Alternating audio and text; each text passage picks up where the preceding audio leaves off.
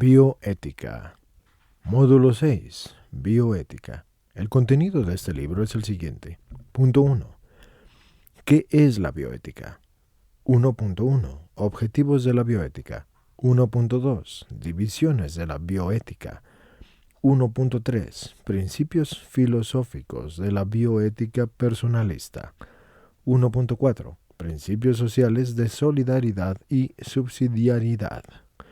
1.5. Valores morales personales directamente adheridos a la persona. 1.6. Controversias en relación con la vida. 2. Manipulación de embriones. 2.1. Embrión humano. 2.2. El embrión humano en la fase de preimplantación. 3. ¿Qué son las células madre? 3.1. ¿Cómo se pueden obtener las células madre? 3.2. ¿Son lícitas las técnicas para la obtención de las células madre? 3.3. Valoración moral de la tercera forma de obtención de células madre. 3.4. ¿Qué dice la Iglesia acerca de la licitud de las técnicas para la obtención de las células madre? Inciso 4. Técnicas de reproducción artificial de la vida. 4.1. Fecundación in vitro o FIV o FIV. 4.2. Inseminación artificial IA. Y no nos referimos a inteligencia artificial. 4.3. Valoración moral de la FIVETE-IA. Es decir, está por separado, señores. Es valoración moral de la fecundación in vitro y lo que es la inseminación artificial. 5. Otras técnicas de reproducción asistida. 5.1. TIG, transferencia intratubárica de gametos. 5.2. TET, transferencia del embrión a la trompa. 5.3. TOT, transferencia del ovocito a la trompa. 5.4. ICSI, inyección intracitoplasmática. 5.5. Diagnóstico genético preimplantatorio o DGP. 6. Clonación. 6.1. Clonación reproductiva. 6.2. Clonación terapéutica. 7. Maternidad subrogada o sustitutiva. 7.1. Variantes de los conceptos de la maternidad y la paternidad. 8. Embriones congelados y su utilización experimental. 8.1. ¿Es biológicamente posible utilizar embriones descongelados muertos, pero que pudieran tener células vivas para las investigaciones biomédicas? 8.2. ¿Cuál es el futuro que se le puede dar a los embriones que actualmente están congelados? 8.3. ¿Qué problemas biomédicos plantea la utilización experimental de embriones congelados o de sus células? 9. El negocio de los tejidos fetales. 10. El sufrimiento de la esterilidad. 11. La Iglesia Católica y la procreación asistida. 11.1. Donum Vitae. 11.2. Evangelium Vitae. Punto 1. ¿Qué es la bioética? Todas las aportaciones de las ciencias médicas y sociales, aunadas a la filosofía y a la razón ética, conllevan a la solución de los problemas de la vida y la salud, además de la sobrevivencia humana. Así el ser humano, dictado por una ley moral natural y una recta conciencia, tiene una misión en el campo científico y médico: velar por lo que sea lo más saludable o lo menos dañino por la persona, desde su concepción hasta su natural muerte, teniendo una perspectiva integral de lo que es el hombre y no solo tomando en cuenta la materia y la fisiología, y a esto lo llamamos ética biomédica o bioética.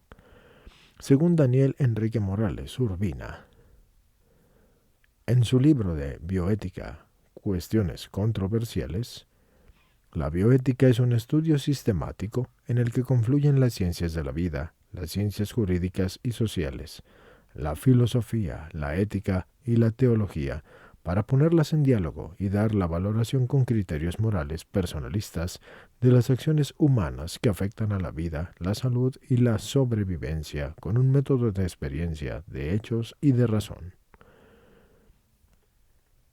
Esto puede ser visto en Daniel Morales Urbina, Enrique SDB Bioética, Cuestiones Controversiales, primera edición, Universidad Mesoamericana de Guatemala. Editorial y Quirios, 2014, páginas de la 9 a la 20. Continúa Morales Urbina diciendo que la bioética surge de la necesidad de humanizar la medicina y de establecer ciertos límites que de otra manera podrían poner en riesgo los valores ético-humanísticos debido al avance científico que tuvo lugar a partir de la década de los 50. 1.1. Objetivos de la bioética. Las investigaciones clínico-terapéuticas concernientes al hombre. La profesión sanitaria, tanto de médicos como de los trabajadores de la salud, que tienen que ver con el tema de la vida desde su inicio hasta su fin natural. El tema social que involucra la política y la justicia sanitaria. El tema relativo al medio ambiente en el que se desarrolla el hombre y los sistemas de preservación. 1.2. Divisiones de la bioética. El nuevo diccionario de teología moral. Eso puede verse en GAFO o Javier Gafo. 10 palabras claves en la bioética. Octava edición de Pamplona, editorial Verbo Divino, año 1997, página 11. Así pues, el nuevo diccionario de la teología moral define 4 campos de la bioética, y algunos autores añaden una sección más que se llama ética ecológica. 1.2.1. Los temas referidos al inicio de la vida humana. Inciso A. La anticoncepción y el aborto. Inciso B. La reproducción humana asistida, inseminación artificial y fecundación artificial in vitro. Inciso C. La clonación reproductiva y terapéutica. Inciso D. La práctica eugenésica y los diagnósticos prenatales. 1.2.2. Temas sobre el final de la vida humana. Inciso A. Identificación de la muerte clínica con la muerte cerebral. Inciso B. La teoría moral acerca de la eutanasia y de la muerte digna. Inciso C. El aumento demográfico de los ancianos. 1.2.3. Temas de la ingeniería genética. Toda intervención a nivel de estructura y de mecanismo molecular o ADN también son valorados moralmente, y aquí cabe mencionar 6 áreas que se refieren a la manipulación genética. Inciso A. Conocimiento del genoma humano. Inciso B. La ingeniería genética molecular. Inciso C. La ingeniería genética celular. Inciso D. La ingeniería genética embrionaria. Inciso E. Manipulación de individuos humanos. Inciso F. Manipulación de poblaciones humanas. 1.2.4. Tratamientos médicos e investigación científica. Inciso A. Trasplantes de órganos y tejidos y donación de órganos injertos. Inciso B. Cuestiones referentes al corazón artificial y los posibles trasplantes de tejidos a nivel cerebral. Inciso C. Las investigaciones experimentales lícitas con animales y su debida protección. 1.3. Principios filosóficos de la bioética personalista. Inciso A. El bien integral de la persona, corpóreo-espiritual y su dignidad. Inciso B. La libertad del actuar acompañado por la responsabilidad de conocer la verdad. Inciso C. La integridad racional de la persona y del medio ambiente. 1.4. El ser humano es un ser social por naturaleza y esto lo lleva también a solidarizarse con el otro en su necesidad y sobre todo cuando esta necesidad no puede ser cubierta por el mismo. 1.5. Valores morales personales directamente adheridos a la persona. Inciso A.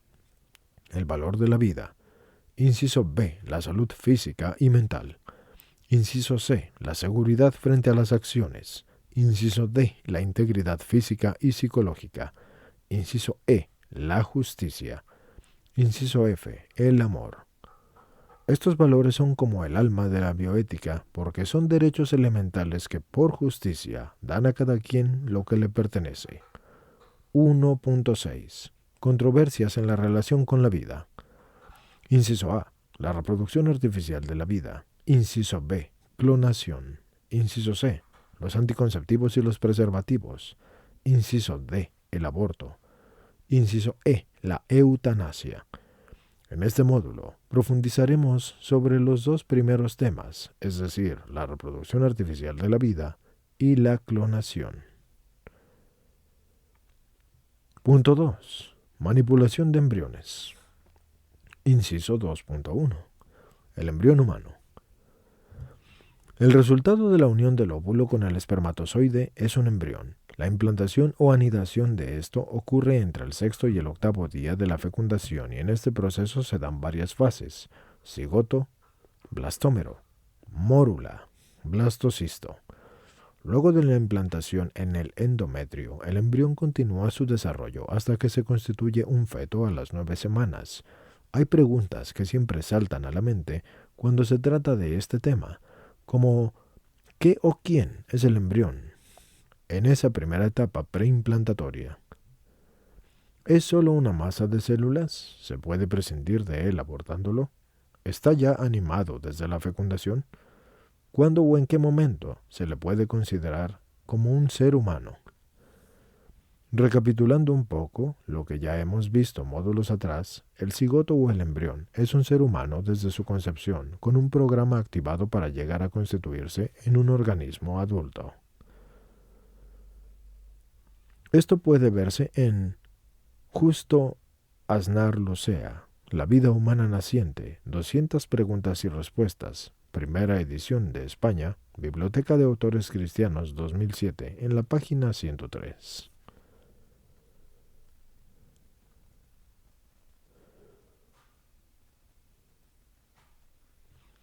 Este es el tema controversial medular que muchos países que se inclinan a despenalizar el aborto terapéutico y a obtener células madre embrionarias no terminan de reconocer, y son múltiples las justificaciones. El embrión no es un ser humano. En las primeras etapas de desarrollo es solo un preembrión. Él no posee un alma espiritual. Si la ley no lo avala, entonces es éticamente correcto. Esto puede verse en Gonzalo Herranz, El embrión ficticio, Historia de un mito biológico, primera edición, Madrid Ediciones, Palabra, año 2013, página 42.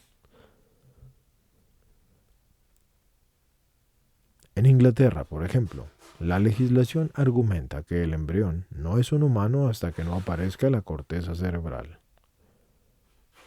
2.2. El embrión humano en la fase de la preimplantación.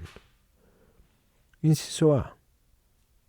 Desde la ciencia, el embrión es el resultado de la penetración del espermatozoide en el óvulo y en ese momento se produce la fecundación y tenemos algo llamado el cigoto. La primera fase del embrión, con un dinamismo propio, contiene en la primera célula 23 pares de cromosomas dotados de 7 genes y luego se le da la primera mitosis o la división de la célula inicial en 2 células a las 30 horas después de la fecundación. Luego, con la autoduplicación, se inicia la segunda fase de blastómero, con 2, 4 y 8 células y sigue entonces la tercera fase de la mórula, hacia el cuarto día con 16, 32 y 64 células. Inciso A.1. Duplicador celular. Desde el principio está presente el genoma o el material estructurado del ADN en el núcleo. de cada célula. Y también se encuentra ya el par de cromosomas X y Y, es decir, masculino, y XX, es decir, femenino, que determinará el sexo del sujeto humano. Para los que escuchan, pero quieran obtener el documento, aquí hay fotos de qué es la fecundación, cuando hay una división de 2 células, 4 células, 8 células, lo que es una mórula y lo que es un blastocisto. Pero vamos a continuar con la lectura. La automultiplicación continúa pasando a la cuarta fase del blastocisto y eso pasa aproximadamente al quinto día con 60 y hasta 120 células. La diferenciación y adquisición de la complejidad presenta un ritmo continuo que no tiene regreso a fases anteriores y no tiene interrupción. Este nuevo ser es totalmente autónomo y presenta en cada célula 23 pares de cromosomas y 35.000 genes aproximadamente. El desarrollo continuo y coordinado del embrión llega hasta la fase del blastocisto. Esto sucede en el quinto día y de feto después de la 9ª semana. La implantación en el endometrio sucede entre el 6º y el 7º día y hasta el 8º, dependiendo así del movimiento en las trompas de falopio. Está afirmado científicamente que desde el cigoto en el embrión existe un organismo primordial que tiene un desarrollo armónico, ordenado e íntegro, tanto bioquímica como morfológicamente, y es decir, en la forma que va tomando. Inciso B. Desde la antropología. La ciencia tiene sus límites, por lo que necesitamos una reflexión de carácter filosófica antropológica para intuir el valor moral y ético de los seres humanos, desde su fase embrionaria. El punto antropológico del que hablamos parte de los datos científicos que acabamos de ver, sacando las siguientes conclusiones. Inciso B1. El embrión es un ser de la especie humana y proviene de gametos humanos y tiene 23 pares de cromosomas por célula, y cada una de las cuales tiene entre 30.000 y 35.000 genes. Es importante mencionar aquí que nuestro organismo tiene 250 tipos distintos de células que corresponden al mismo número de tejidos, lo que da la posibilidad de la obtención de células madre, y ese es un punto que se tratará más adelante en este módulo. Inciso B2. El embrión es un ser individual e independiente con desarrollo propio, por lo tanto es ontológicamente un ser humano completo. Inciso B3. El embrión goza de autonomía con el propósito de desarrollarse como una persona humana, teniendo la capacidad y las potencialidades intrínsecas para realizar dicho desarrollo. Consideramos que no existe razón significativa que lleve a negar que el embrión es persona, ya que en esa fase rica en potencialidades que se expresarán a lo largo de todo el desarrollo embrional y fetal y también después del nacimiento. Esa es la razón por la que no se puede hablar de un preembrión, porque sería eso una falacia. Para los que no sepan, falacia significa mentira. Y tampoco podemos afirmar que no es una persona, o que lo es implícitamente, porque se trata de un sujeto espiritual y personal. Inciso C. Desde la ética y el aspecto jurídico. Estamos pues en presencia de un ser humano, por lo que la ética exige el pleno respeto de su integridad y de su dignidad. La declaración de la Academia para la Vida al término del Congreso Internacional sobre el Embrión Humano en la fase de preimplantación, realizado en el 2006, declaró: todo comportamiento que de algún modo pueda constituir una amenaza o una ofensa a sus derechos fundamentales, el primero de los cuales es el derecho a la vida, ha de considerarse gravemente inmoral. Inciso D. Desde la teología y el magisterio de la Iglesia. Sagradas Escrituras. Estas muestran el amor de Dios por cada ser humano y por cada cosa que ha sido creada. Antes de haber formado incluso al ser humano en el seno materno, ya te conocía. Y antes de que nacieras, yo ya te tenía consagrado. Jeremías 1, versículo 5. En el Salmo 139, versículos 13, 14 y 16, leemos: Tú has creado mis entrañas y me has tejido en el seno materno. Te doy gracias porque me has escogido portentosamente y porque son admirables tus obras y conocías hasta el fondo de mi alma. vemos cómo siempre se ha reconocido a Dios como el directo autor en la creación del alma de cada nuevo ser humano. Magisterio de la Iglesia. Este ha proclamado constantemente el carácter sagrado e inviolable de toda vida humana desde su concepción hasta su fin natural, expresado de la siguiente manera en la Gaudium et Spes. La Gaudium et Spes es la constitución pastoral del Concilio Vaticano II, para los que no lo sepan. La vida humana, desde su concepción, ha de ser salvaguardada con máximo cuidado, es decir, desde antes de su implantación en el útero. La instrucción Donum Vitae de la Congregación para la Doctrina de la Fe en 1987 afirma que es la constitución del cigoto, es la fusión de los dos núcleos de los gametos masculino y femenino. Eso es la constitución del cigoto. Y eso también es lo que marca el comienzo de una nueva vida, una afirmación antropológica tomada a partir de los recientes aportes de la biología humana. Esto reconoce que en el cigoto resultante de la fecundación ya se está constituyendo y se constituye la identidad biológica de un nuevo individuo humano. El Catecismo de la Iglesia Católica afirma que el embrión deberá de ser defendido en su integridad, cuidado y atendido médicamente en la medida de lo posible como cualquier otro ser humano. San Juan Pablo II, en la Evangelium Vitae, en 1995, confirma el carácter sagrado e inviolable de toda vida humana inocente como una verdad moral explícitamente enseñada en la Sagrada Escritura y mantenida constantemente en la tradición de la Iglesia y propuesta de forma unánime por su magisterio. Y considera la grave ilicitud moral de la eliminación directa de toda la vida humana inocente, especialmente en su inicio y en su término. Punto 3. ¿Qué son las células madre? Son aquellas células que al ser indiferenciadas y estar en su estado original son capaces de regenerar cualquier clase de tejido, ya sea muscular o nervioso, y de curar y prevenir diversas enfermedades como el mal del Parkinson, el Alzheimer, el síndrome de Down y enfermedades cardiovasculares, y se las llama totipotenciales o pluripotenciales, y por esa capacidad regenerativa y curativa. En inglés esto se denomina como stem cell, que significa célula tronco, por lo que también se les conoce como troncales o estaminales. A continuación, para los que quieran tener el documento y tengan la posibilidad, vienen los debidos dibujos de embrión, células totipotenciales, el blastocisto, el feto, lo que es el hombre en sí mismo, las células troncales, el cultivo de células madres y las células germinales fundamentales. Inciso 3.1. ¿Cómo se pueden obtener las células madre? Estas se pueden obtener por clonación de embriones por fecundación in vitro o FIV, en donde se extraen de embriones que, de otra manera, se desecharían.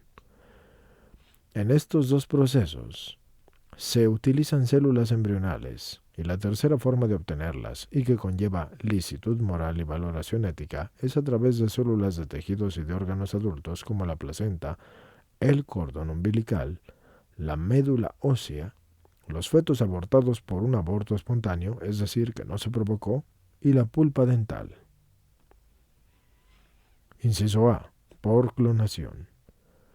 Esto consiste en que el óvulo viene sin un núcleo y se fusiona con el núcleo de una célula masculina o femenina, de tejidos de cualquier parte del cuerpo, y así se obtiene el embrión con dotación genética semejante a la del donante de la célula somática.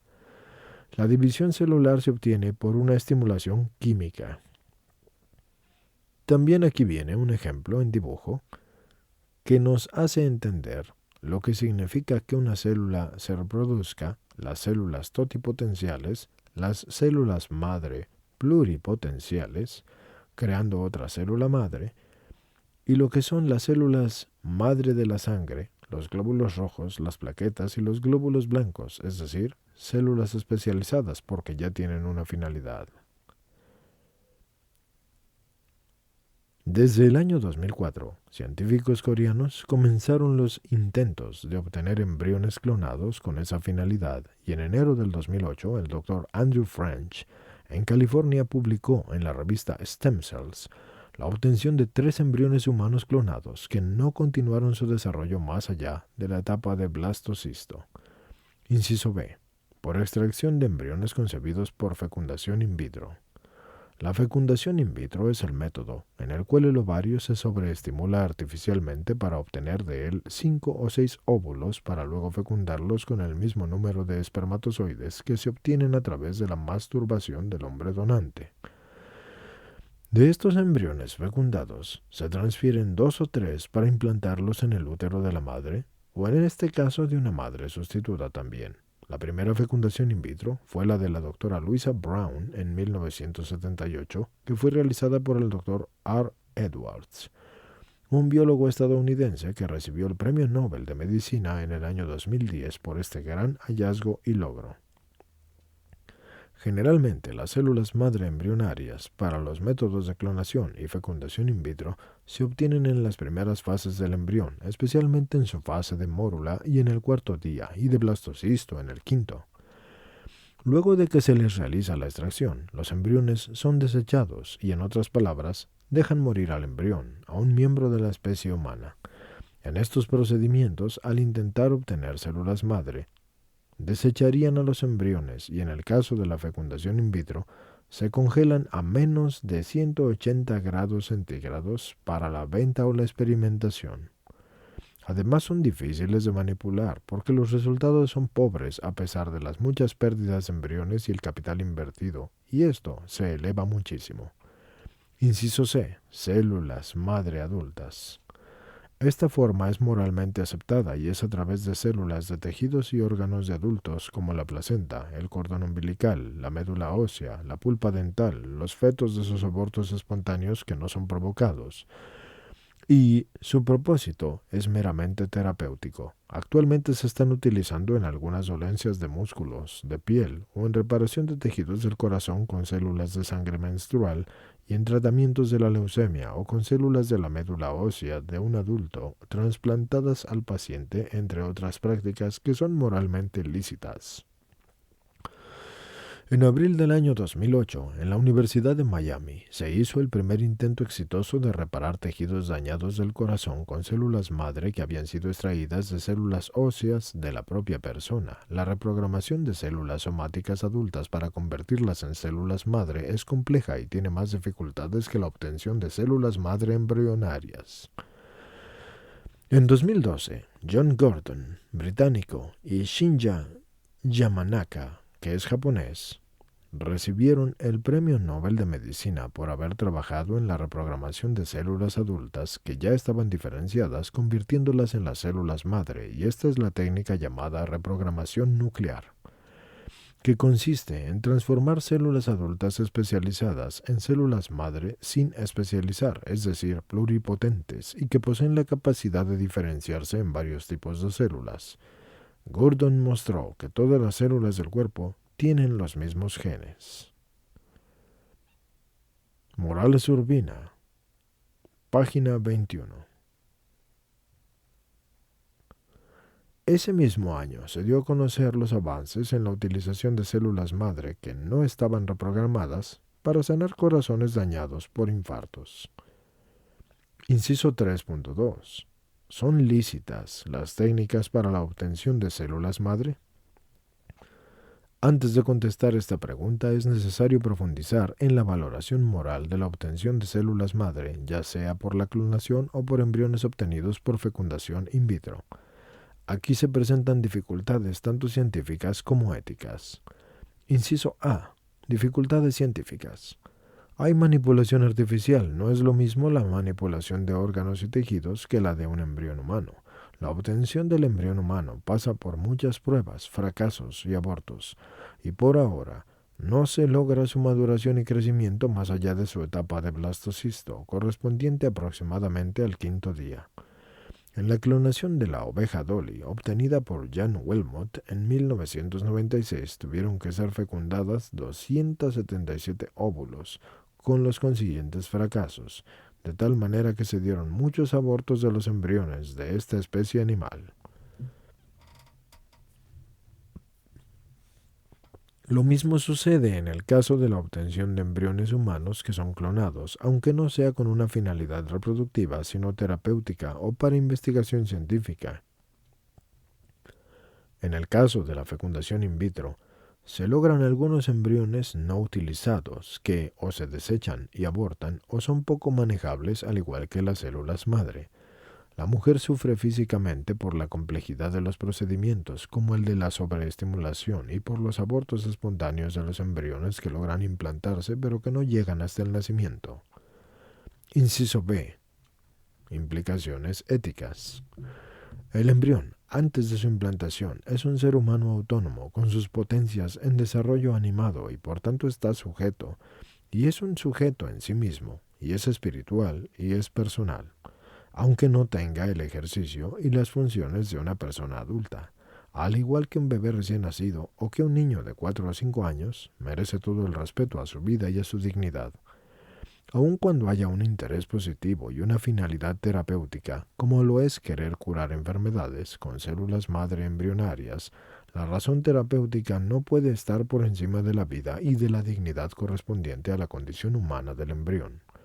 De lo contrario, enfrentaríamos una ética utilitarista que justificaría cualquier medio, y en este caso la destrucción de la vida humana para obtener el fin que se persigue. Inciso 3.3. Valoración moral de la tercera forma de la obtención de las células madre.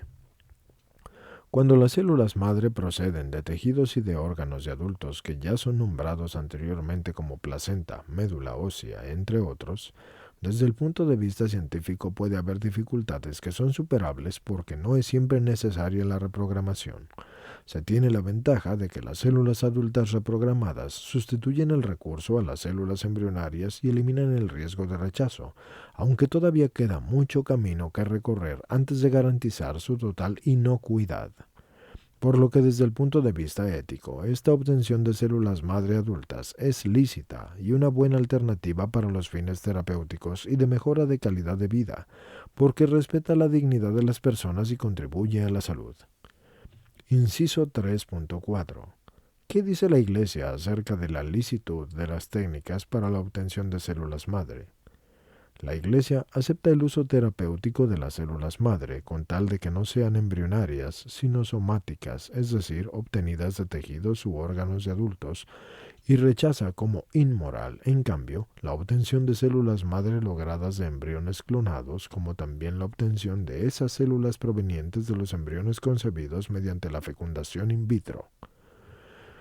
Con respecto a la obtención de embriones por clonación, la Iglesia ha manifestado claramente la gravedad moral del caso, especialmente el Papa San Juan Pablo II desde el año 2000, como también el Papa Benedicto XVI en declaraciones de la Academia Pontificia para la Vida en el año 2006.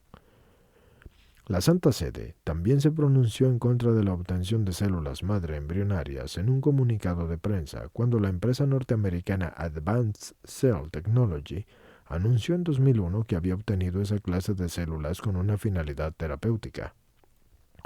La Iglesia, basándose en que esos embriones ya son una vida humana y no simplemente una masa de células, indicó además que se podía recurrir a otras vías para obtener células madre, lográndolas de células somáticas, tejidos y órganos de individuos adultos. Punto 4. Técnicas de reproducción artificial de la vida. Fecundación in vitro. Punto 4.1.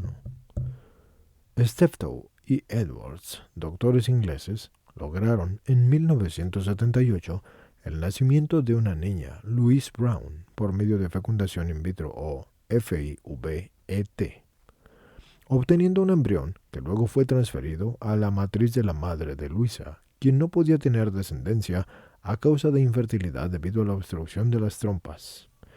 El doctor Edwards recibió por este aporte, entre comillas, científico, el Premio Nobel de la Medicina en 2010.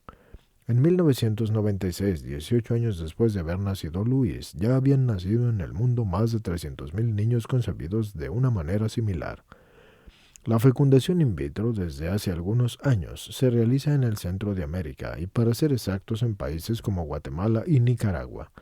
Existe también la FIV-TE, que consiste en la misma fecundación in vitro, pero con una transferencia de embriones, de ahí la TE al final, y consiste en 3 pasos. Inciso A. La obtención del óvulo u óvulos con o sin tratamientos hormonales en la mujer, próximos a su maduración, extrayéndolos de la cavidad abdominal, y luego la obtención de espermatozoides del semen logrado generalmente por masturbación. Inciso B. La FIV propiamente dicha, es decir, la puesta en contacto del óvulo con el espermatozoide y el logro del proceso de la fecundación, junto con las primeras divisiones celulares. Inciso C. Finalmente, la transferencia embrionaria o TE o el trasplante del incipiente embrión humano, después de pocas horas al interior del útero, para que éste realice allí su proceso de anidación y continúe ese crecimiento y su desarrollo embrionario. Al perfeccionarse la técnica, se pueden obtener varios óvulos y embriones para no tener que repetir la operación por fallos en la obtención de ovocitos o por la pérdida de embriones en la transferencia al órgano materno. Los finales principales, sobre todo, son la resolución de problemas de la esterilidad femenina, principalmente la obstrucción de las trompas, donde la terapia alternativa de la microcirugía tubárica ha tenido pocos resultados favorables y esterilidad masculina también es tomada en cuenta. Los éxitos de esta técnica se evalúan globalmente en torno al 20%, pero algunos casos se han tenido en porcentajes de éxito hasta del 30% en relación al mayor número de los embriones transferidos. Y los embarazos dobles y triples, y en especial, se ven aumentados significativamente al utilizar este método. En Estados Unidos las cifras llegan aproximadamente al 35% y en Europa este porcentaje asistido es del 25%. Esto puede verse en Roberto Germán Surya-Rein, Los embriones congelados, un desafío para la bioética. Primera edición, Madrid, Ediciones Internacionales Universitarias, S.A. 2007, página 34. En cuanto a la eficiencia de la FIV-ET, según la Sociedad Europea de Reproducción Asistida, cuyas siglas son ESHRE, para el año de 2005 en España, la media de los embarazos conseguidos aproximadamente era de 32% y 34% con la inyección intracitoplasmática de espermatozoides o ICSI. Estas cifras en Europa son de 24% y del 28% respectivamente, y en Estados Unidos, según datos del 2005, el número de embarazos conseguidos fue de 33%. Y luego viene una representación gráfica de la fecundación in vitro. Es la recolecta de los espermatozoides, se extraen los óvulos, se fertilizan los óvulos en el laboratorio, los óvulos fertilizados crecen y los embriones se transfieren al útero. Punto 4.2. Inseminación artificial o IA. Consiste en depositar espermatozoides en los genitales internos femeninos para lograr el embarazo, así prescindiendo del acto sexual, ya sea porque éste es imposible o porque se pretende mediante un procedimiento técnico el facilitar el proceso de la fecundación. Esto puede verse en Javier Gaffo, página 28. En esta técnica es más antigua que la FIV-ET. En 1785 el francés Tourette logró la primera inseminación artificial exitosa en su propia esposa, y en 1884 el también francés Pancoast logró la primera inseminación artificial con semen de una donante exitosa. En la actualidad, debido a la inseminación artificial, se han creado lo que se llama los bancos de esperma o de semen, donde se mantiene congelado el semen para que no pierda así su capacidad fecundante y con ello logran una mayor difusión de la inseminación artificial con semen de cónyuges, como de la inseminación artificial con semen de algún donante distinto del cónyuge. Esto es conocido como IAC o IAD, inseminación artificial del cónyuge o inseminación artificial distinta. Sobre todo, es para hacerlo con la última opción, IAD. El porcentaje del éxito de la IAD, es decir, inseminación artificial distinta, está alrededor del 60% y de la IAC Este porcentaje de embarazos se sitúa en el 25%. El procedimiento consta de 2 pasos. La obtención del semen es el procedimiento más sencillo y el que da mejores resultados es la masturbación. El semen se congela en los bancos de semen a temperaturas de hasta menos 196 grados centígrados y cuando es necesaria su utilización, se realiza el proceso de descongelación. Inseminación es la introducción del semen en el interior de las vías genitales de la mujer durante sus días de ovulación. Inciso 4.3. Valoración moral de la FIVET y también de la IA. Tanto la FIVET como la IA pueden ser de 2 clases. Homóloga, cuando la técnica está encaminada a lograr una concepción humana mediante la unión in vitro o por inseminación artificial de gametos, es decir, óvulo y espermatozoide extraídos de los esposos. Inciso B. Heteróloga, cuando la técnica está encaminada a lograr una concepción humana a través de la unión in vitro o por inseminación artificial de gametos extraídos de al menos un donador diverso de los 2 esposos. En el caso del FIV, tanto homólogo como heterólogo, el trasplante del embrión podría hacerse a un útero que le es genéticamente ajeno, como por ejemplo una madre sustituta. Vale la pena el resaltar que por cada FIVET se llegan a desechar de hasta 29 hasta 50 embriones. 4.3.1. La valoración moral de la FIVET y de la IA heteróloga. El documento de la Congregación para la Doctrina de la Fe, Donum Vitae, nos indica que éstas resultan inmorales o contrarias a la persona y a su dignidad por las siguientes razones. Primera es que son contrarias a la unidad del matrimonio. La segunda es que van en contra de la finalidad del matrimonio, que por su naturaleza tiende a ser unitivo y procreador. La tercera es que van en contra del derecho del hijo a nacer humanamente. Aparte de que el gameto masculino se logra por la masturbación, no todos los embriones obtenidos por FIV son trasladados al útero materno. Algunos son congelados para investigaciones científicas posteriores, lo cual va en contra de la vida y de la dignidad del embrión humano, ya que es un individuo con un alma espiritual y no es una simple masa de carne. 4.3.2. Valoración moral de la FIVET. IA homóloga. Son también inmorales e ilícitas por las razones semejantes a la valoración anterior. Se da una separación entre el aspecto unitivo y procreativo que son propios del acto conyugal, por lo que va en contra de los fines naturales del matrimonio según el plan de Dios. La unión de los esposos no es solo física, es sobre todo afectiva y espiritual, puesto que es una unión de persona y no de animales. Al realizar la fecundación fuera de la unión conyugal, se le priva del significado y de los valores personales si no es realizado de esta manera, y ni siquiera podemos hablar del amor verdadero ni de la dignidad, aunque haya concepción como sucede en la prostitución, la violación o el abuso egoísta contra la voluntad de la pareja. La FIVET homóloga se realiza fuera del cuerpo de los cónyuges y por medio de gestos de terceras personas cuya competencia y actividad técnica determina el éxito de la intervención y se confía la vida y la identidad del embrión al poder de los médicos y de los biólogos, e instaura un dominio de la técnica sobre el origen y el destino de la persona humana. Una tal relación de dominio es en sí contraria a la dignidad y a la igualdad que debe de ser común entre los padres y los hijos. En particular, en la FIVET, que es homóloga, se da también el peligro de los abortos de los embriones al ser transferidos, o se da el caso de que algunos vienen desechados o congelados para ulterior investigación, y a este argumento podemos añadir una razón de carácter personal, que es la situación de la mujer, el sufrimiento y el dolor moral que experimente por la manipulación física de los embriones y eventualmente por la pérdida de los bebés durante el embarazo.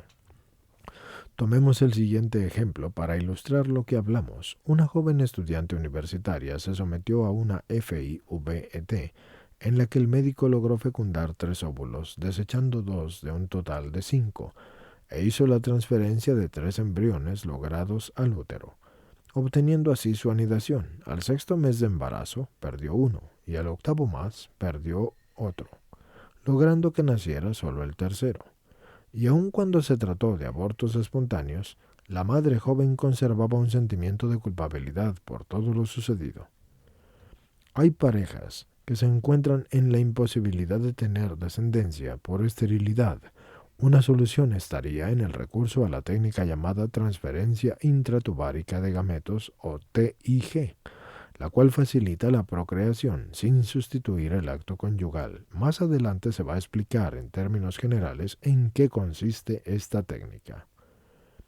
Punto número 5. Otras técnicas de reproducción asistida. Se agregó información complementaria ajena a JUVID en esta sección.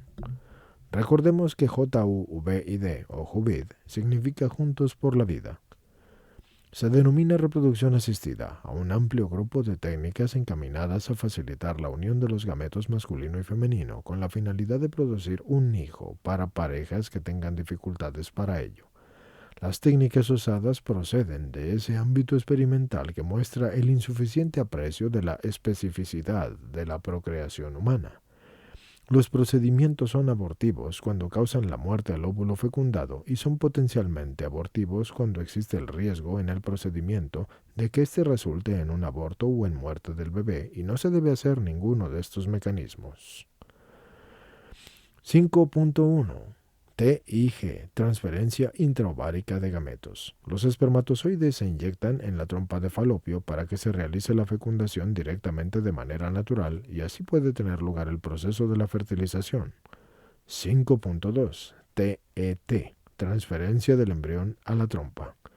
El embrión o embriones no son transferidos al útero, sino que mediante una sencilla intervención quirúrgica son introducidos en las trompas para que desde allí continúen su avance hacia el útero.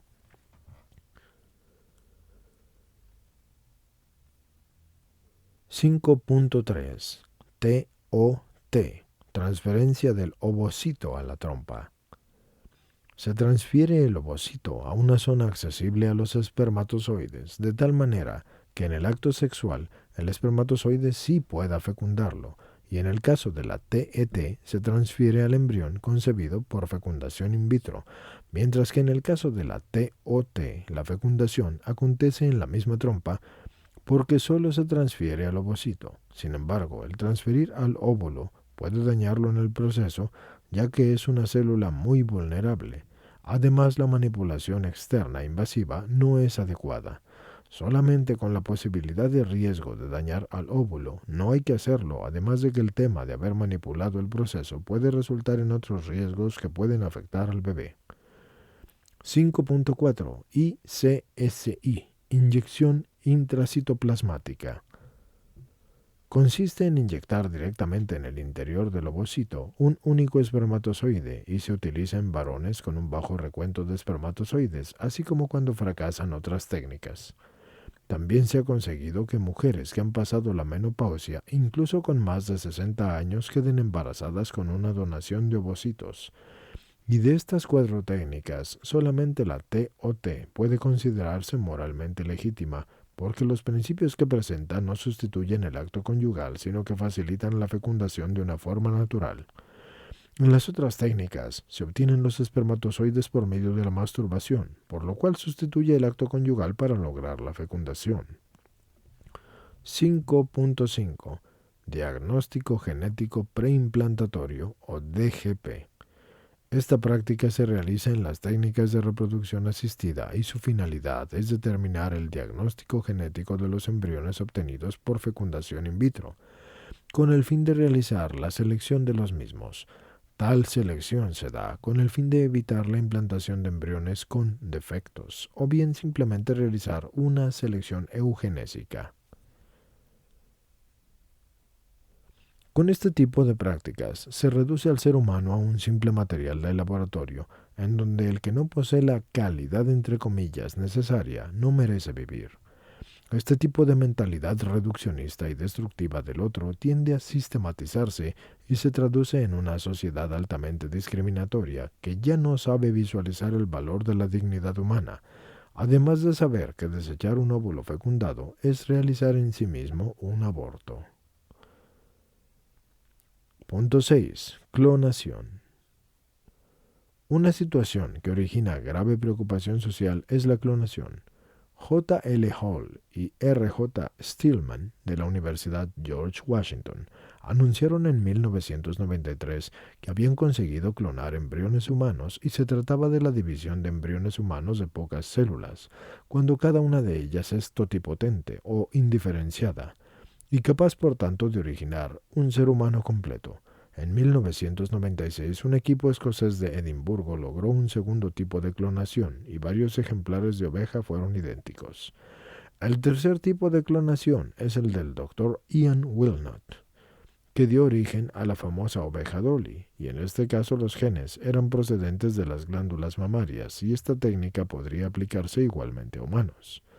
La clonación es la producción artificial de una serie de células sacadas de una única célula. Se enfatiza en la palabra artificial para distinguirla de la multiplicación de las células que sucede naturalmente por la separación de la célula primitiva del cigoto hasta los 60.000 billones de células del hombre adulto. Esto puede verse en Carlos Lara Roche en la página 125. También se especifica de una única célula porque mientras en la fecundación sexual el cigoto se obtiene mediante la unión de las dos células sexuales que son masculino y femenino, es decir, espermatozoide y óvulo, y que va a tener características genéticas que se derivan de la mitad del padre y la mitad de la madre, en la clonación, como lo vamos a explicar, el objeto deriva del núcleo de una única célula. Las células obtenidas, por tanto, serán genéticamente idénticas a la célula de donde provienen, y si se multiplican, todas van a ser iguales entre sí. Según la finalidad que se proponga, la clonación puede ser reproductiva o terapéutica. 6.1. Clonación reproductiva. Esta produce un nuevo individuo vivo igual al clonado. Recientes experimentos han demostrado que se puede estimular el desarrollo de un óvulo femenino sin recurrir a la fecundación del espermatozoide masculino, sino sustituyendo su núcleo con el de cualquier otra célula sacada de un individuo donador. Todos conocen el caso de la oveja Dolly, cuya clonación se realizó en Escocia en 1996 de una oveja femenina adulta de raza Blackface. Y se sacó un óvulo no fecundado, al cual se le sacó el núcleo, y luego se sacó una célula cualquiera de otra oveja adulta de la raza Finn Dorset, es decir, donadora. Esta célula se manejó oportunamente, de tal modo que se apagaron sus genes activos y se le hizo semejante a las células estaminales o totipotentes, y luego se le puso en contacto con el óvulo, pero no tenía núcleo. Mediante las descargas eléctricas, el óvulo se fundió con ese nuevo núcleo y comenzó a desarrollarse así un embrión. Después se colocó en el útero de una tercera oveja Blackface, en donde creció hasta el nacimiento de un cordero, que en este caso es Dolly, que tiene todas y solo las características genéticas de la oveja Finn Dorset, que es la donadora del núcleo. 6.1.1. Juicio ético. La clonación reproductiva de animales, siempre y cuando sea para investigaciones científicas útiles al hombre, es lícita, por los peligros que se derivan de su explotación científica y comercial incontrolada. Es necesario que se establezcan leyes estatales que la gobiernen. La clonación reproductiva de hombres es gravemente ilícita porque contradice ambos principios de la bioética, porque viola de manera grave la dignidad de la persona humana y se trata de un método reproductivo artificial y contrario a la naturaleza que repugna a la recta razón. En el proceso de clonación se pervierten las relaciones fundamentales de la persona humana y la filiación y la consanguinidad y la herencia genética. Una mujer puede ser hermana gemela de su madre y no tener padre biológico o ser hija de su abuelo. Y lo último, la clonación podría dar vida a una sociedad de solo mujeres capaces de reproducirse sin recurrir jamás a los hombres, y en esta perspectiva se inserta a la lógica de la producción industrial de seres humanos con una instrumentalización radical de la mujer que es reducida a una simple máquina biológica y que se abre a la perspectiva de una investigación hacia la posibilidad de construir úteros artificiales y el último paso para la producción en laboratorio de los seres humanos. La clonación humana ha sido tildada de aberrante por todos los estados occidentales y sobre todo en la resolución del Parlamento Europeo del 12 de marzo de 1997 que condena la clonación humana porque viola los principios fundamentales en los que se basan los derechos humanos. Pero estas leyes eran observadas por los científicos guiados solo por la propia ambición y casi siempre en el más radical desprecio de Dios y del hombre. 6.2. Clonación terapéutica. Su fin es producir una serie de células que oportunamente modificadas puedan ser trasplantadas en el enfermo y sustituir a las que sí están enfermas, y el punto de partida de esa terapia son las células estaminales o células madre. Con oportunas técnicas, los científicos pueden, en el laboratorio, activar en ellas solo los genes del sistema nervioso o los de la sangre o los del hígado o según corresponda, etc. Tomemos las células nerviosas y éstas se multiplican después en el laboratorio y son trasplantadas en el sistema nervioso de un paciente afectado, por ejemplo, de la enfermedad del Alzheimer, en donde irán a sustituir a las que están dañadas. Se entiende que esta terapia debe de ser apoyada, sin embargo, y debe prevalecer la prudencia y la progresividad debido a las incógnitas que se pueden presentar. Por ejemplo, pueden causar tumores, cuando la medicina entra así en nuevos caminos terapéuticos. El problema ético vuelve a ser el mismo. ¿De dónde se sacarían las células estaminales? ¿De la sangre, de la médula espinal, del cordón umbilical o de los embriones? 6.2.1 Juicio ético. El uso de las células estaminales con fin terapéutico es lícito si tales células son extraídas de individuos adultos o del cordón umbilical de los recién nacidos. Si estas células son obtenidas de embriones humanos, gravemente sería ilícito, porque se traería el hecho de tratarse de abortos que son directamente procurados, y actualmente en algunos países como Estados Unidos e Inglaterra se inclinan a autorizar esta vía que el profesor Jeremy Rifkin llama el comienzo de un viaje sin regreso. Un viaje que nos llevaría a una era de eugenesia comercial, peor que la racial de Hitler, con catastróficas consecuencias para el futuro de la humanidad. La gran incógnita es cómo una vía de curación podría convertirse en un instrumento de muerte. Esto nos lleva a otra cuestión. ¿Es posible que detrás de escogencias precipitadas e interesadas de algunos países se esconda la carrera a la conquista de un primado tecnológico y económico capaz de dominar al resto del mundo, pasando por encima de los más elementales derechos humanos y sobre la vista misma de millones de hijos inocentes? Punto 7. Maternidad subrogada o sustitutiva. Se les conoce también como madres de alquiler o alquiler de úteros, porque son mujeres que por diversas razones no pueden o no quieren quedar embarazadas y recurren a una mujer que les presta su útero para gestar el embarazo, dando el niño a los que van a ser sus padres legales mediante, claro, una recompensa económica. El caso más famoso es el de Baby M, llevado al cine. El matrimonio Stern recurrió a través de una agencia de Manhattan a la pareja Whitehead, en la que la mujer se comprometió en un contrato de alquiler a llevar adelante el embarazo que sería conseguido mediante inseminación artificial en la señora Whitehead con el semen del señor Stern, con las condiciones adicionales de no fumar, no beber y no intentar entablar relación afectiva con el niño. La remuneración era de $10,000 americanos. Sin embargo, la señora Whitehead cambió de opinión después del parto, iniciándose un proceso judicial que llevó a la sentencia de conceder la niña mediante adopción al matrimonio Stern, ya que se consideró que esta pareja salvaguardaba mejor los intereses de la pequeña por sus condiciones de mayor estabilidad afectiva. Al recurrir a la inseminación artificial, esto significó que Baby M había recibido la mitad de su carga genética del señor Stern, mientras que la otra mitad más y la gestación la recibió de la señora Whitehead. Sin embargo, en otros casos, la concepción se ha realizado mediante fecundación in vitro y el niño es un hijo genético de los padres que se van a quedar con el niño, aunque la gestación tenga lugar en una madre de alquiler. Hay que citar otros dos casos recogidos en los medios de comunicación en que no ha habido una remuneración económica, y esto se hizo en Francia, entre dos hermanas, y también en Sudáfrica, y se dio un caso curioso en que el niño fue gestado en el útero de su abuela materna. 7.1. Variantes de los conceptos de maternidad y paternidad.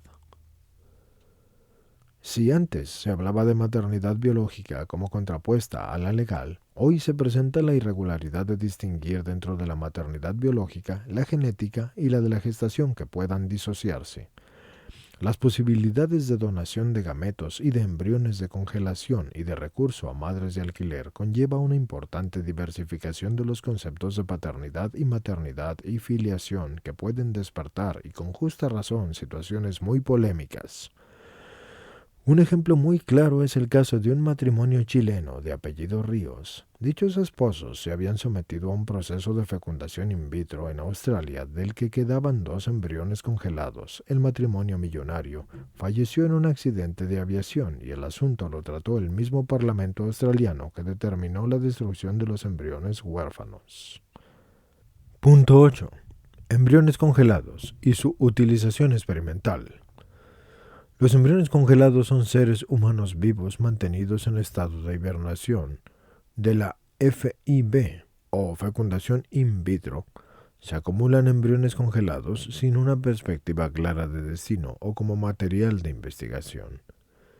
Desde 1978, la congelación de los embriones sobrantes de las técnicas de fecundación in vitro ha sido una práctica habitual y existen más de 1.500.000 embriones congelados en todo el mundo. Esto puede saberse por Lucia Aznar en las páginas 129 y 130. Como es de esperarse, mantener embriones en un estado que no debería de ser el habitual para su supervivencia y desarrollo trae consigo consecuencias físicas negativas. Las clínicas de fecundación in vitro señalan que la tasa de supervivencia embrionaria tras la descongelación oscila entre el 50% y el 70%. Sin embargo, la tasa de anidación posterior a la descongelación es mucho más baja, porque se han obtenido tasas de anidación del 4 al 7%. En la primera instancia se estimula a la mujer por medio de hormonas para desarrollar varios óvulos. En el segundo paso se selecciona un espermatozoide y se inyecta en el óvulo elegido. En el tercer paso, una vez que se ha realizado la fertilización, se obtiene un cigoto y el sexto día el embrión está preparado para adherirse al útero. Cuarto paso. Los embriones se colocan en una sustancia que los protege y luego se introducen en un tanque termo con nitrógeno líquido. Quinto paso. Varios embriones se descongelan al menos y 2 se transfieren al útero. Punto 8.1. Es biológicamente posible utilizar embriones descongelados muertos, pero que pudieran tener células vivas para investigaciones biomédicas. La descongelación no presupone la destrucción del embrión. Con el cuidado técnico necesario, si está vivo, no cambia la condición del ser humano del embrión descongelado, y como tal debe de tratarse, y su vida debe de ser respetada. Pero si está muerto y aún quedan células vivas que no hayan sufrido deterioro, técnicamente estas podrían utilizarse para investigaciones biomédicas, como se utilizan los órganos vitales de una persona adulta que ha muerto para trasplantes. El criterio principal para determinarlo es la ausencia de la división celular, porque esto indica la muerte embrionaria. 8.2. ¿Cuál es el futuro que se le puede dar a los embriones que actualmente están congelados? La verdadera solución es que no se congelen más embriones, porque los que ya están congelados existen en 5 paraderos, y todos ellos acarrean consigo nueva controversia en el campo bioético, sobre todo de la índole moral, que se suma a las prácticas moralmente ilícitas que ya conllevan en lo que es sí mismas alternativas, como por ejemplo que se implanten en su madre biológica o que sean adoptados implantándolos en otra mujer distinta a su madre biológica. o que sean utilizados como material de investigación, o que se les deje congelados hasta que se mueran, o que se les descongele para que mueran. Punto 8.3. ¿Qué problemas biomédicos plantea la utilización experimental de embriones congelados o de sus células? Una alternativa seria de su descongelamiento puede ser que sea usado con el fin de usar estas células troncales embrionarias en investigaciones biomédicas y sin embargo el crecimiento descontrolado de las mismas provoca desarrollo de los tumores, por lo que no existen los ensayos clínicos con estas células. Las alternativas al uso terapéutico de estas células son células troncales adultas y las del cordón umbilical, y las primeras se usan en enfermedades cardíacas o hepáticas o infecciosas o tumorales y degenerativas, y las segundas específicamente en enfermedades de la sangre. Si el embrión congelado está vivo tras su descongelación, su utilización con fines de investigación o terapéutica no es éticamente aceptable porque supone su muerte.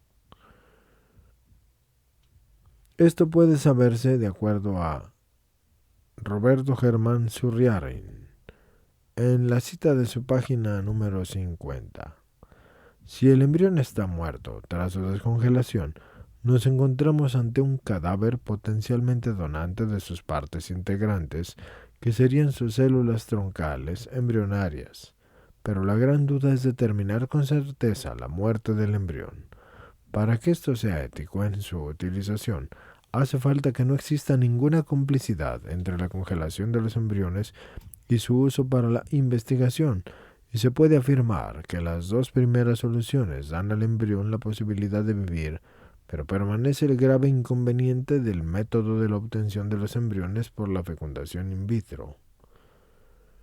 Y en esta separación entre el amor conyugal y la producción embrionaria, esto hace que sea moralmente inadecuado. Punto 9. El negocio de los tejidos fetales. Fetos abortados están siendo diseccionados vivos y almacenados y vendidos en piezas para alimentar una vasta empresa de investigación. El doctor entró en el laboratorio y colocó un perol de acero en la mesa. Y aquí tiene unos buenos ejemplares, dijo. Gemelos. La ayudante. Y miró a un par de fetos perfectamente formados de unas 24 semanas, que se movían y que boqueaban en busca de aire. Excepto por unos pocos cortes de las tenazas quirúrgicas que les había extraído, ellos parecían intactos. Hay algo equivocado aquí, tartamudeó el ayudante. Se están moviendo. Yo no hago esto. No está en mi contrato.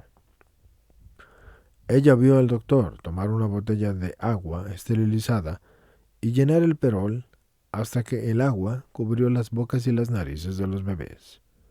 Entonces ella abandonó la habitación. Yo no quería mirar a aquellos fetos moviéndose, recuerda, y fue entonces cuando decidí que aquello no estaba bien. Celeste McGovern en Notivida. Secretos de la industria de los bebés abortados. Puede verse en línea y está disponible en notivida.com.ar.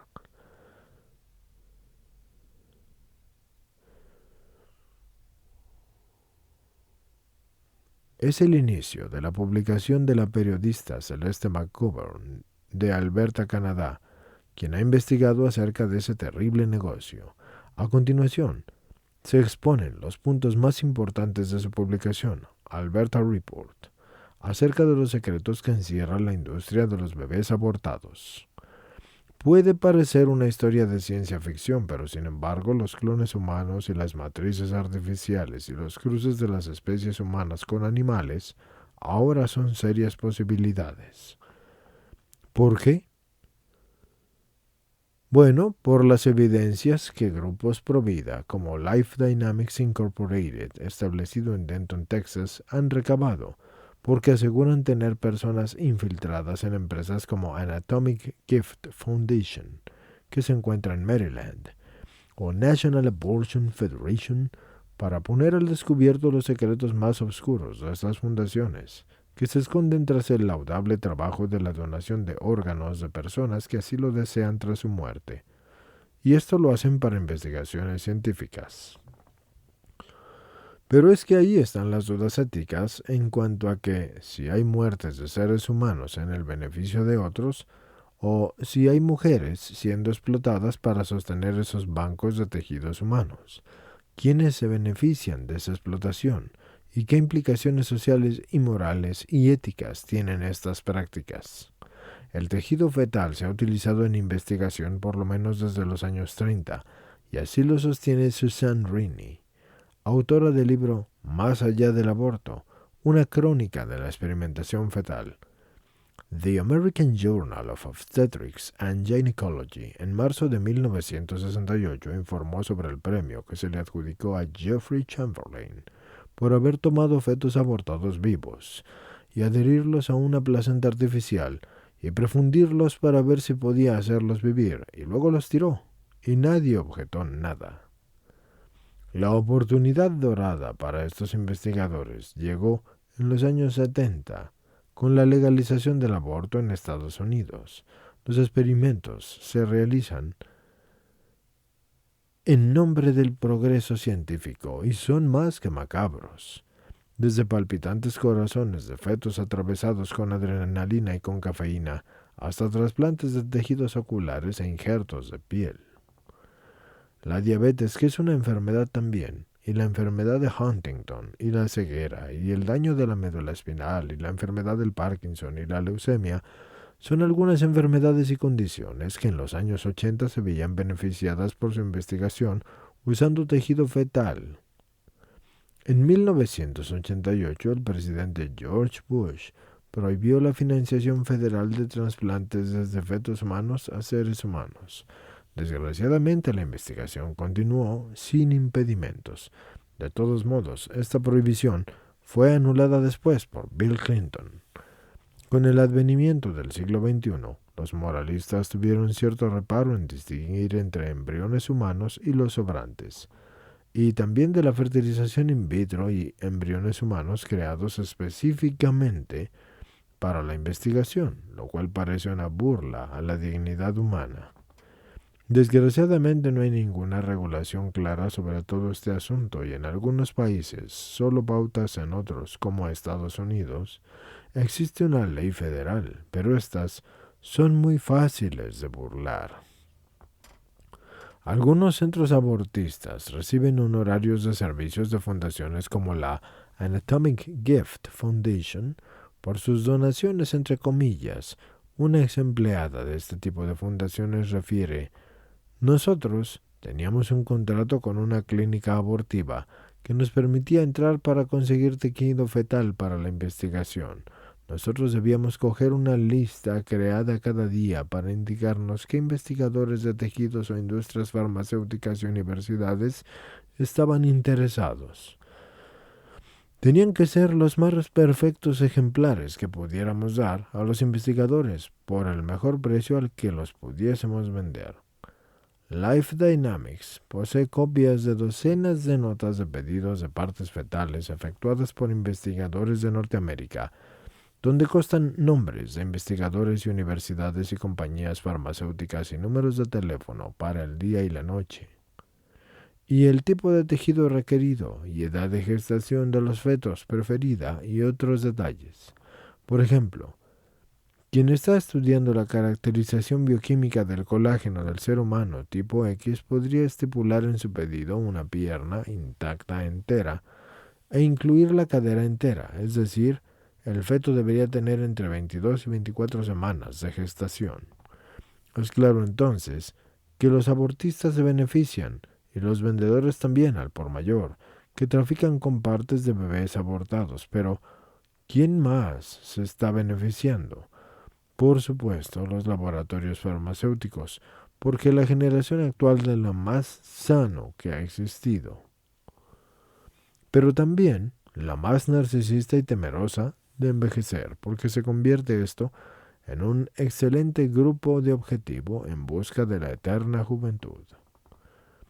Opening Lines, una subsidiaria de Consultative and Diagnostic Pathology Incorporated, traficante al por mayor de partes fetales provenientes de centros abortistas norteamericanos, es el responsable de la impresión de un feto a todo color que ofrece a los investigadores la más alta calidad, el más asequible y el más fresco tejido fetal preparado para sus proyectos y entregado en las cantidades que usted necesite y cuando usted lo necesite. De igual manera, es el responsable de que las mujeres les sean vendidas y también tengan la idea de donar a sus bebitos abortados, asegurándoles que van a ser miles de personas enfermas las beneficiadas con las investigaciones que resultan de esos estudios científicos. Y por último, el folleto les enseña a los que trabajan en estos centros abortistas cómo convertir la decisión de una mujer de asesinar a su bebé en algo maravilloso.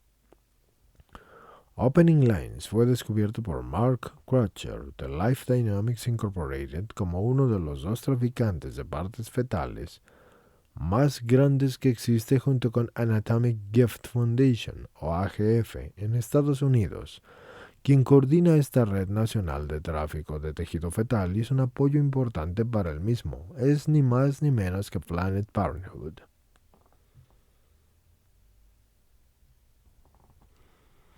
Tristemente, la AMM o Asociación Médica Mundial se ha pronunciado dando ciertas recomendaciones para el uso de material fetal y declaran que aunque el trasplante de esos tejidos está en una fase experimental, debe permitirse su uso cuando es ético.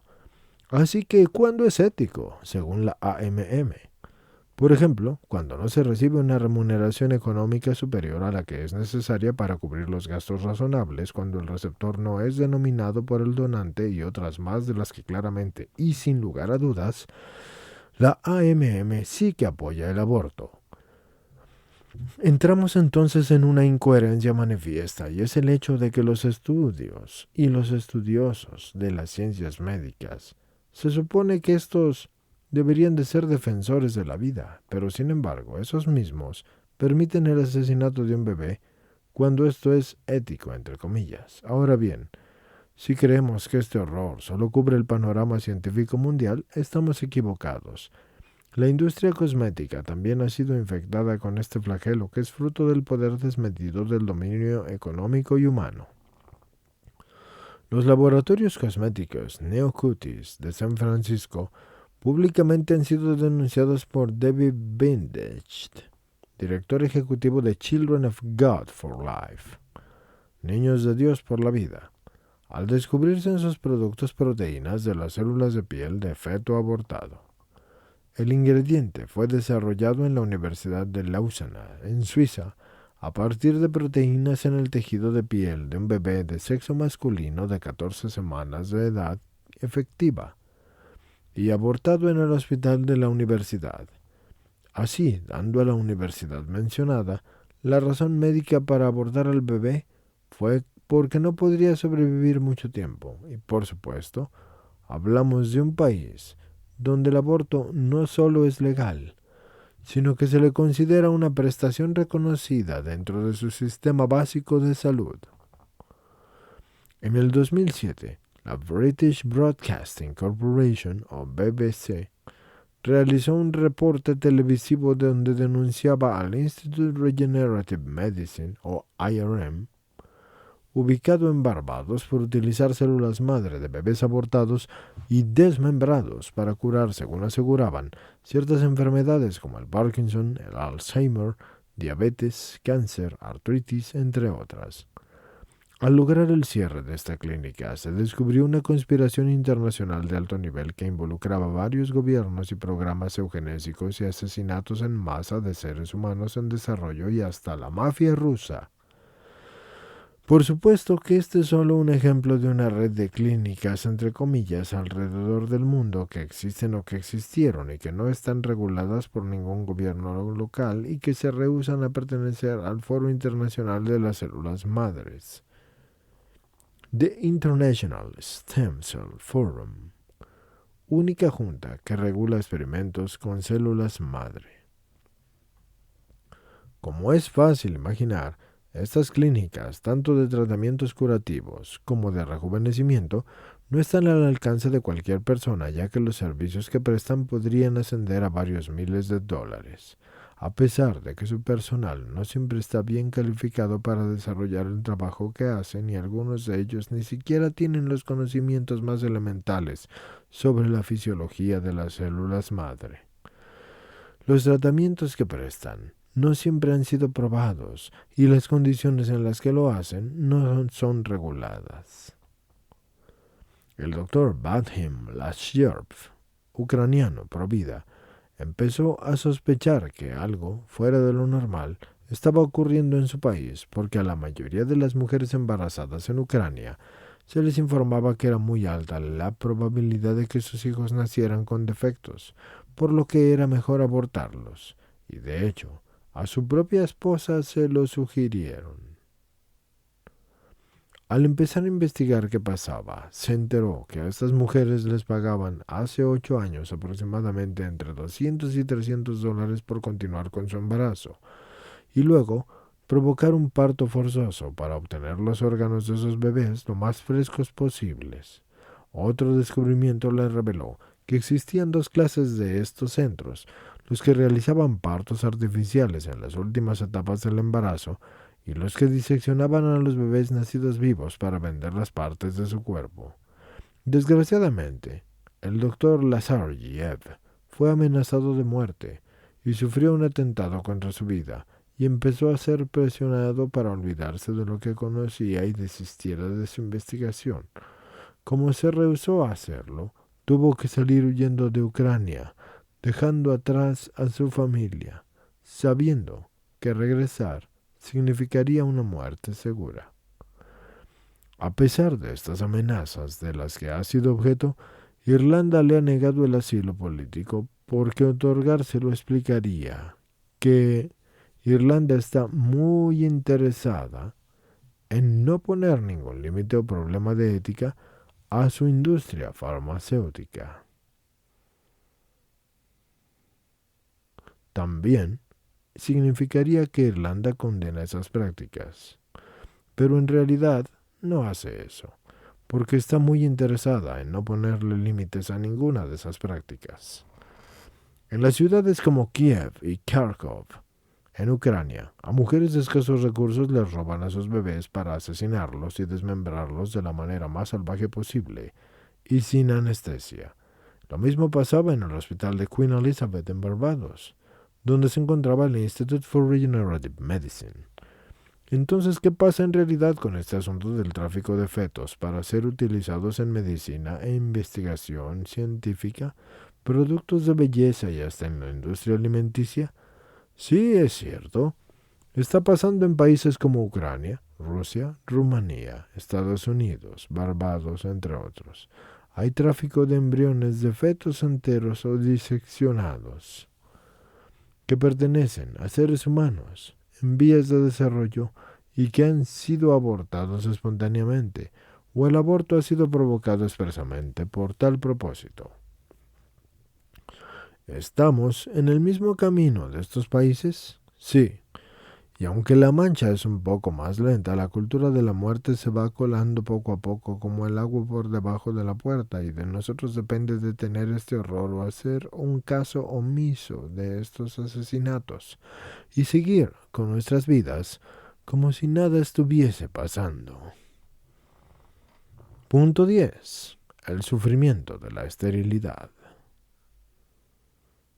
Es comprensible que toda pareja de esposos desee tener hijos, pero en realidad eso no es un derecho de los padres, porque un hijo siempre es un don de Dios, y no se puede obtener a la fuerza de cualquier técnica, que ya fuera en contra de su plan divino. Por otra parte, siempre es posible recurrir a la adopción como un acto digno y loable, porque además de llenar un vacío, se puede hacer feliz a un bebé que de otra manera no lo sería. El sufrimiento a la esterilidad no debe de ser aislado de cualquier otro sufrimiento que pueda padecer el ser humano. Esto se dice en Dante Moretti, La reproducción humana, segunda edición, Bogotá, Ediciones Paulinas, 1991, página 70. Sin embargo, Ningún sufrimiento, ni siquiera el que inflige la muerte, destruye la verdad más auténtica y profunda del hombre, que tiene su fundamento en la dignidad de la persona, con su naturaleza espiritual y su proyección en la eternidad y todo lo que eso conlleva. Esto nos conduce a una verdad contundente, y no es la eliminación del sufrimiento la que le da a la existencia humana la altura de su dignidad. Por lo tanto, la eliminación del sufrimiento no se debe dar si el precio de estos fuera la dignidad. La pareja debe de entender que no tiene verdadero derecho a un hijo, aunque es legítimo el deseo de tenerlo. El hijo es un don, es el más grande y el más gratuito del matrimonio, y es el testimonio vivo de la donación recíproca de sus padres. Y queda abierto el camino de la adopción, que permite experimentar a los esposos, junto con la paternidad espiritual, el consuelo íntimo de haber cumplido una obra muy meritoria a los ojos de Dios, pero también de la sociedad. Punto número 11. La Iglesia Católica y la procreación asistida. Ni la Biblia ni la tradición eclesial abordan esta temática como tal. La primera toma de la postura de la Iglesia sobre la procreación asistida tiene lugar en los tiempos de Pío XII, es decir, Eugenio Pacelli, el Papa, que se refiere a la inseminación artificial como una fecundación artificial, descalificándola tanto si se realiza fuera del matrimonio como dentro del mismo. Lo mismo si se realiza con el semen del marido, como si es que procediera de un donante, o de una u otra forma es moralmente ilícito. ¿Por qué? Por el elemento activo. El semen no puede procurarse por actos contrarios a la naturaleza, como una referencia clara a la masturbación. Además, Pío XII subrayó que marido y mujer han adquirido por el matrimonio el derecho de ejercer plenamente su capacidad sexual y natural en la realización natural del acto matrimonial, y que él mismo no les confiere el derecho a la fecundación artificial, justificando por esto el deseo de tener un hijo. Punto 11.1. Donum Vitae. La Congregación para la Doctrina de la Fe de la Santa Sede publicó esta instrucción en marzo de 1987 y estuvo a cargo del cardenal Joseph Ratzinger, que luego fue el Papa Benedicto XVI, y el arzobispo de Cesarea de Numilda, Albert Wofone. El 22 de febrero de 1987 fue firmada por el cardenal Joseph Ratzinger, quien sería el Papa Benedicto XVI 18 años más tarde, esta instrucción de la Congregación para la Doctrina de la Fe, que había sido aprobada poco antes por el Papa Juan Pablo II. La instrucción emitió un juicio negativo sobre las técnicas de procreación asistida y condenó la maternidad subrogada y las llamadas desviaciones no deseables, y extendió su condena a la IAC, IAD y FIB, congelación de embriones, y rechazó todo tipo de experimentación realizada en los embriones que no tenga un significado terapéutico para el nuevo ser. Aunque la DV no aborda el tema de la TOT, puede dejar abierta la legitimidad de esta. Pues esta técnica, por los principios que presenta, no sustituye el acto conyugal, sino más bien facilita la fecundación para que se dé de una forma natural. La instrucción presenta una visión del ser humano como una totalidad unificada. La corporeidad es constitutiva de la persona, que se expresa y se manifiesta a través de su cuerpo, y esto significa que toda intervención sobre el cuerpo humano afecta a la persona misma, y es importante aclarar que no se rechazan las nuevas tecnologías por el hecho de ser artificiales, sino por su relación con la dignidad de la persona y por el hecho de que el acto sexual es un acto inseparablemente corporal y espiritual. La unión conyugal debe realizarse respetando la apertura a la generación y la procreación de una persona humana, que debe ser el fruto y el término del amor esponsal. Por lo que descalifican métodos de procreación asistida que son procreativos pero que no respetan el significado unitivo del acto sexual, porque la vida no puede ser requerida ni concebida como el producto de intervención de técnicas médicas y biológicas, y esto equivaldría a ser un objeto de una tecnología científica. Por el contrario, toda persona humana tiene derecho a ser el resultado de una donación y ha de ser acogida en el gesto de la unión del amor de sus padres. Su origen no debe ser la consecuencia de la eficiencia técnica mensurable según parámetros de control y dominio. Se insiste en la inviolabilidad del derecho a la vida humana del ser inocente desde el momento de la concepción hasta la muerte y sobre el estatus del embrión humano que es preimplantatorio y la defensa de la vida humana desde la concepción que es el criterio ético y fundamental en los problemas del diagnóstico prenatal y la experimentación e investigación con embriones, en donde el nuevo ser debe ser respetado desde su calidad humana. La instrucción afirma que no puede hablarse de un verdadero y propio derecho al hijo y que éste no es algo debido y no puede ser considerado como un objeto de propiedad porque sólo a través de la referencia conocida y segura a sus padres pueden los hijos descubrir la propia identidad y alcanzar la madurez humana. Entre los derechos fundamentales de todo ser humano están los derechos a la vida y los derechos de la familia y del matrimonio como institución y también el derecho de los hijos a ser concebidos y traídos al mundo y educados por sus padres, y esto lleva en concreto a rechazar toda legislación que admita el aborto o el convertir al embrión en un objeto de experimentación. Los bancos de embriones y la inseminación post-mortem, en la que se utiliza el semen de un donante que ya está muerto, y la maternidad sustitutiva o los vientres de alquiler. Punto 11.2 Evangelium Vitae. Se centra básicamente en la fecundación in vitro y en el problema suscitado por su elevado número de fracasos y por los llamados embriones supernumerarios, que son los catalogados como subrogantes, y por lo mismo se les destruye o se utiliza con fines de experimentación. Afirman que las técnicas de procreación asistida que parecieran puestas al servicio de la vida y que son practicadas no pocas veces con esta intención, producen sin embargo nuevos atentados contra la vida y separan la procreación del contexto integralmente humano del acto conyugal y además registran altos porcentajes de fracasos, afectando el desarrollo del embrión expuesto al riesgo de la muerte en un brevísimo tiempo. Al mismo tiempo que crean el problema de los embriones supernumerarios, reducen la vida humana a un simple material biológico del que se puede disponer libremente.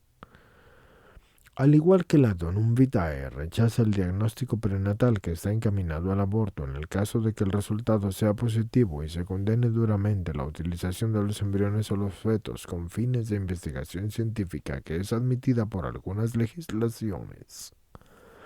Sin embargo, es legítima la realización de las experimentaciones en condiciones éticamente delimitadas que puedan ser beneficiosas para ver el nuevo ser, siempre y cuando respeta la vida y la integridad del embrión y no lo exponga a riesgos desproporcionados y tenga un fin terapéutico, es decir, la mejora de la salud o la supervivencia individual. Pero el uso de los embriones o los fetos humanos como un objeto de experimentación constituye un delito en consideración a su dignidad de seres humanos que tienen derecho al mismo respeto debido al niño ya nacido y a toda persona. Igualmente condena el procedimiento que utiliza los embriones y los fetos humanos todavía vivos y a veces producidos expresamente para este fin mediante la fecundación in vitro, sea como material biológico para ser utilizado o sea como abastecedores de órganos o tejidos en el tratamiento de algunas enfermedades, ya sea que la eliminación de criaturas humanas inocentes, aunque beneficia a otros, constituye un acto absolutamente inaceptable y nos parece especialmente significativo su énfasis en la ambigüedad del progreso tecnológico y la necesidad de una reflexión ética sobre sus consecuencias humanas y sociales. Son indiscutibles sus afirmaciones sobre el derecho del hijo a nacer en las condiciones idóneas que le facilitan su desarrollo personal y que no se le puede convertir primeramente en un objeto para satisfacer los deseos del adulto. Sus afirmaciones sobre el valor de la vida no nacida y el énfasis en que debe de ser respetado de forma similar al ser humano que ya ha nacido. Así que consideramos que el embrión preimplantatorio es una realidad humana que nacerá y que por lo tanto es respetable, y pensamos que no debe de servir para justificar la experimentación con embriones. Además es seriamente preocupante la existencia tan grande de embriones humanos congelados que se están almacenando en algunos de los congeladores más grandes del mundo. Centros que llegan a varios millares en algunos países. Y otros puntos importantes se refieren también al número de embriones transferidos después de la FIV o fecundación in vitro. La ley alemana, por ejemplo, exige que no se fecunden ni se transfieran más de 3, con los graves problemas que pueden originarse, tanto para la madre como para los nuevos seres humanos, ya que serán prematuros con todas las graves dificultades asociadas a esta situación, y se está realizando en estos casos la llamada reducción entre comillas embrionaria, un eufemismo que significa la destrucción en el útero de los embriones que se consideran sobrantes, y esto salta a la vista en la inaceptabilidad ética de esa práctica. Debe pues huirse en este tema de ciertos malabarismos reproductores. Por ejemplo, ¿tiene sentido que una mujer en la edad de ser abuela se convierta en madre de gestación? Respecto de la clonación, debe arguirse desde el derecho de cada ser humano a ser el mismo y no venir al mundo programado o diseñado por los deseos o expectativas ajenas. Por una parte existe una amplia aceptación social del aborto, mientras que por la otra se realizan grandes esfuerzos, y no solo económicos, para que, para que una pareja pueda tener ese hijo tan deseado. ¿No se podría resolver este último problema mediante una agilización de los procesos de adopción y la creación de causas de ayuda que fueran para las mujeres que desean recurrir al aborto? Cuando se presentan en los medios de comunicación las técnicas de procreación asistida, generalmente se habla de sus éxitos y se hace poca referencia a sus fracasos. Se ha escrito que especialmente en el caso de las FIV, la vida de pareja se centra en forma casi obsesiva en su deseo de procreación y en las técnicas utilizadas, bloqueando otros aspectos de su vida. Se ha abierto una puerta hacia una forma de entender la procreación humana del futuro que se puede ser técnicamente muy sofisticada, pero también adecuadamente y sumamente empobrecedora.